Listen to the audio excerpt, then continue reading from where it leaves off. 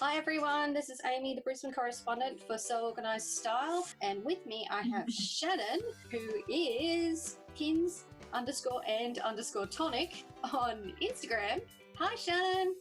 Hi, how are you? I'm good, how are you? Did you have a good day? I did, semi-productive.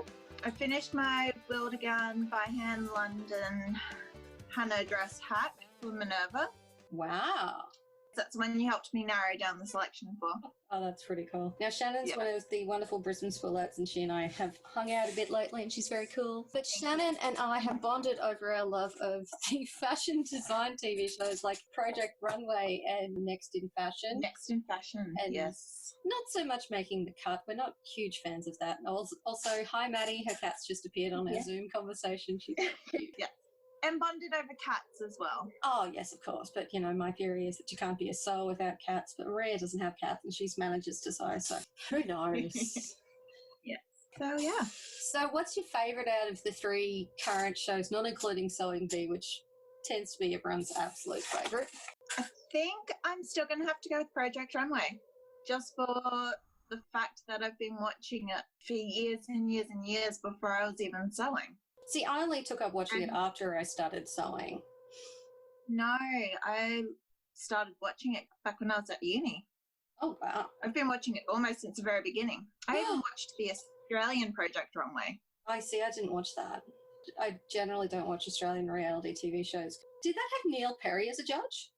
I don't remember. I think it had, is it Sarah Murdoch? As like, oh, yes. Or was that the model one? Who won, I just remember, did this most amazing, like, pink and purpley silk satin inspired dresses that were like petals. Very pretty. You had me at pink. Yeah. I probably should have realised I was into sewing well and truly before. Only like, 2-3 years ago?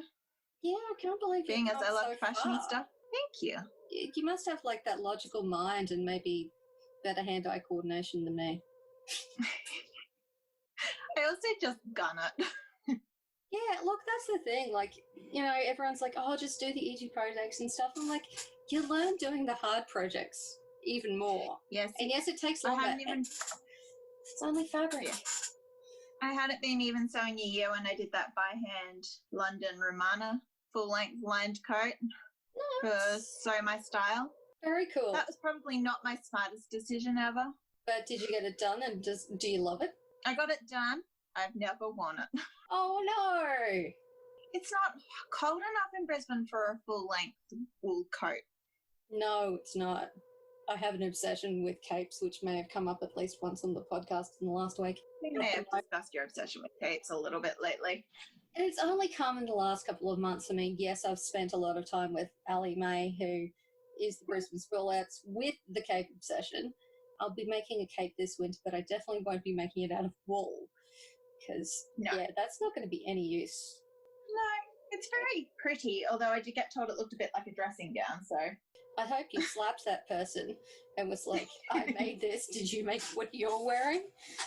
Cool. Sorry. Or I think it was, if you don't love it, you can always wear it as a dressing gown.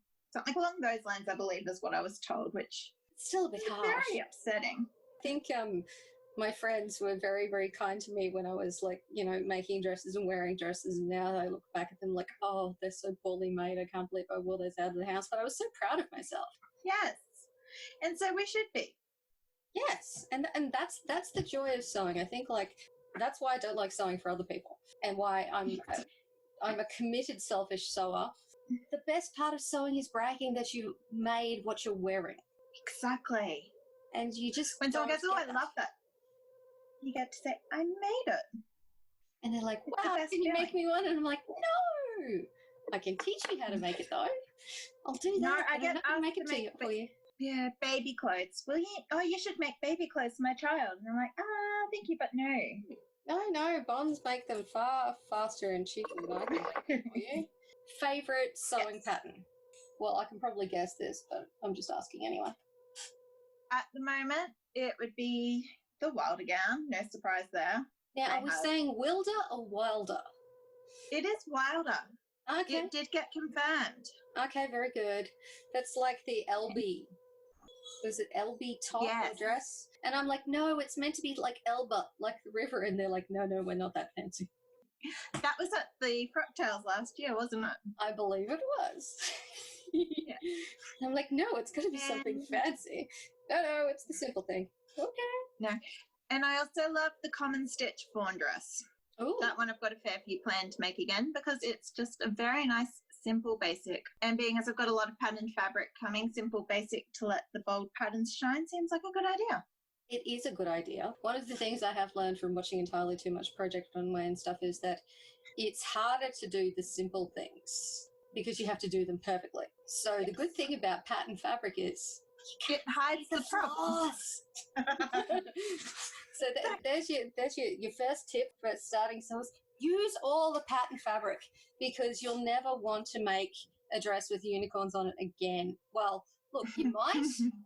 But if you're like me and then you graduate from uni and become a lawyer, unicorn dresses are fine, but you can't wear them as much. Exactly. Once you realize as much as you love all those pretty quilting cotton fabrics, you're just not going to get any use out of them. Being said, I am really jealous of those women who still wear them, but they mustn't wear them to work. They must have two different wardrobes. My wardrobe just kind of exists. I mean, I don't wear my exercise clothes to work. Maybe that's like the line. And I don't wear my Hello Kitty dress to work as much as I would like to, but, not appropriate for court. Well, you could be stuck in a uniform, so. I could be stuck in a uniform. That. Yes. Like a polyester blend uniform, so. It's polyester blend? I thought that it would need to be at least cotton so they could sanitize that. Well, that's what PPE is for. I don't wear scrubs. Did you hear that Zach Braff and Donald Faison are doing a rewatch of Scrubs and are doing a podcast of it? Or are you not as much of a Scrubs fan as I am? Probably not as much of a Scrubs fan as you are, but I have always enjoyed the odd episode here and there.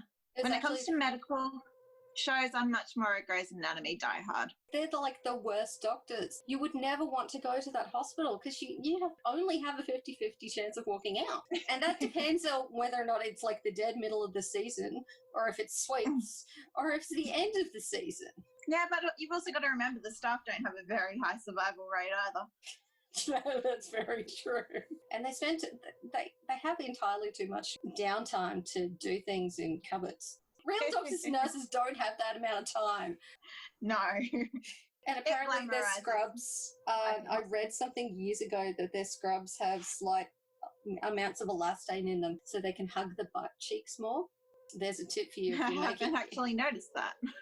In Australia, scrubs tend to be 100% cotton so they can actually be properly sterilised. And that's why they're so unflattering. Yeah, that's so comfortable. I know. It's like wearing pyjamas to work.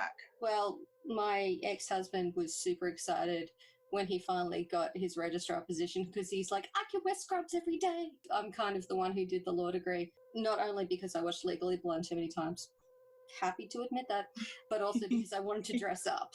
She says while she complains that she can't wear a unicorn dress to work. Times have changed. Unicorn dresses seem important. Yes. Well, you've got to and do working the happy from things. Home, you could wear a unicorn dress. Who's going to know? Well, I suppose I could put like a cardigan or a jacket over it and no one would know, but I also don't have a unicorn dress. Spotlight's still open. You could go get that unicorn fabric. I know they have some really nice sparkly unicorns because I made some capes for kids last year out of unicorn fabric. Anyway, so what's next on the sewing table? Working on a new look loungewear sort of thing, which could end up looking like pajamas. Might not. Secret pajamas. Stylish pajamas. Do you use Kylie labels? Sorry, Kylie and the Machine labels, I should say. I do. I've already thought secret pajamas would work very nicely in the back of the top. Ah, very good. I told you, but I'll tell everyone else. I've been working on my V1620. It's the top. It's a suit with extra wide-legged pants, and I've got the pants cut out, but I can't be bothered making anything, sewing them because, no one's going to see them.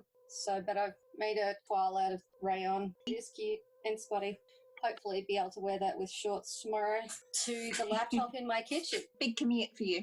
Oh, yeah. So have you seen anything exciting in the way of sewing news on the weekends? No. I haven't seen any. I haven't seen much. I know everyone's been, on doing stuff. I know that there's a lot of, musicals to watch for free and kind of running out of things to watch on YouTube, actually.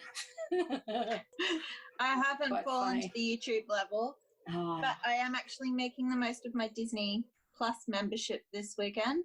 That's always fun to watch. What's the favourite Disney movie then? Beauty and the Beast, the old school original, not the Emma Watson one. Yes, hands down. Hands down, that is my favourite. Though I have to say that I'm a Mulan convert. I never used to be a big fan, but now I'm all like, oh, Mulan! And I cannot wait to see the live action one whenever it actually comes out. No, that one looks good. But I do love that the girl actually power. Looks like a good live action. It does, and it's kind of the perfect one for live action. All right, well, Shannon, I will let you go. Lovely chatting with you. Now, Shannon Lovely to chat as well. Pins and Tonic on Instagram with the underscores between like the words, and she makes beautiful things. You can also see her on the Minerva Crafts blog, and you can see that it's the Wilder and which by head London dress? The Hannah, so the recent wrap dress, because those sleeves are amazing. Oh, I'm looking forward to seeing that one. So that will come out hopefully sometime this week if she gets time after work one day to take some pretty photos. Yes. Yeah, I've put in one as well that I'm still waiting for it to go live on the website at some point. Currently, I sell a lot of Friday Pattern Company patterns. It's the Adriana dress in that beautiful green crepe because I love green. Yes, and Shannon has the best taste in green. All right, well, you have a great day, everyone. Stay positive, wash those hands, stay safe, exercise, stay safe. All righty, thank you, everyone. Bye.